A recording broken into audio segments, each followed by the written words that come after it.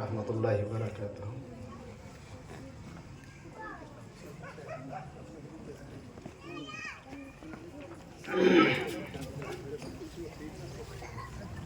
वाजिबुल एहतराम उलमा इकराम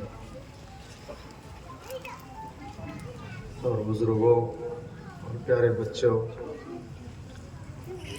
मैंने तो इन साथियों से पहले ही कहा था कि मैं तो शरीक हो जाऊंगा, यहाँ उलमा इकराम है, मैं क्या कहूँगा। हमारे बड़े हमारे उलमा बैठे हुए हैं माशाअल्लाह।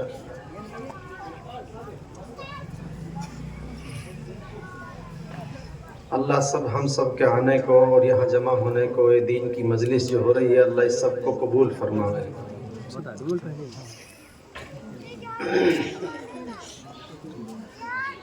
सबसे पहली चीज़ मैं अर्ज कर दूं, बगैर नियत के कोई अमल नहीं होता।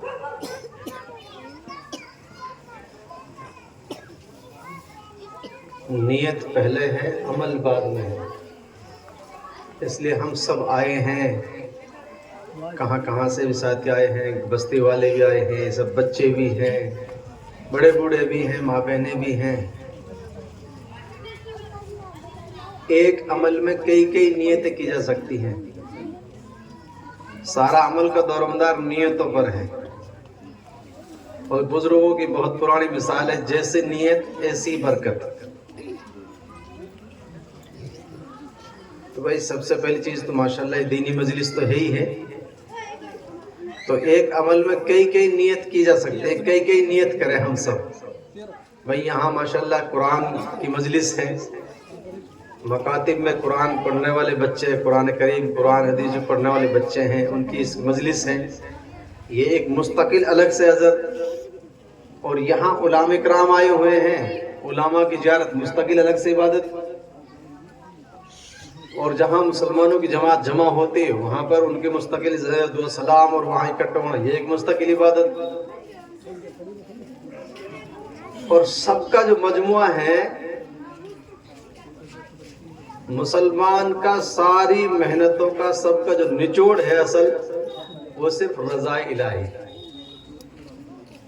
रज़ा इलाही, अल्लाह इस सब का मकसद है कि अल्लाह हमसे राजी हो जाए।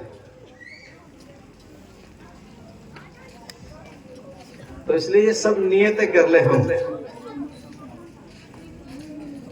भाई हम इलाके के उलमाए हैं, इनकी भी ज़ियारत हो जाएगी, इनकी बातें, दीन की बातें सुनना, दीन की मजलिस में शिरकत करना, कुरान हदीस की मजलिस में शिरकत करना, ये हर जितनी नियत है इनका अजर अलग अलग अजर है।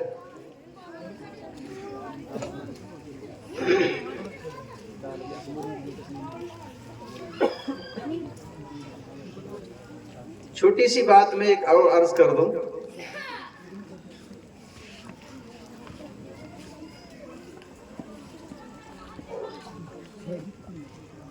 दुनिया में अल्लाह पाक ने हर चीज की एक टक्कर की चीज पैदा की है, मुकाबले की चीज पैदा की है, तजाद पैदा किया है। कोई चीज ऐसी है ही नहीं जिसकी टक्कर की चीज नहीं है।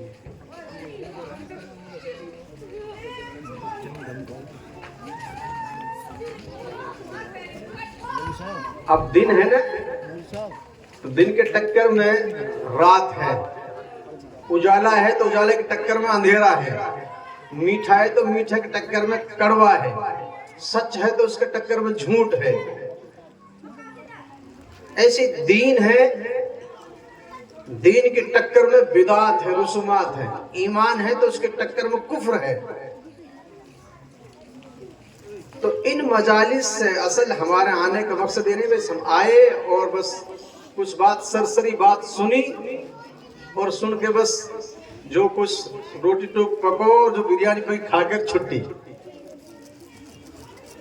हर मजलिस से कुछ आदमी अज़म ले, कुछ अमल की नियत, कुछ वहां से सीख कर लेके उठे।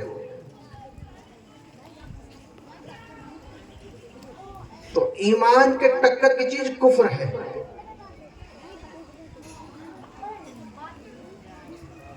यहाँ जो मजलिस है मजलिस, ये बच्चे जो कुरान करीम पढ़ रहे हैं, पढ़ाए जा रहे हैं, सिखाए जा रहे हैं,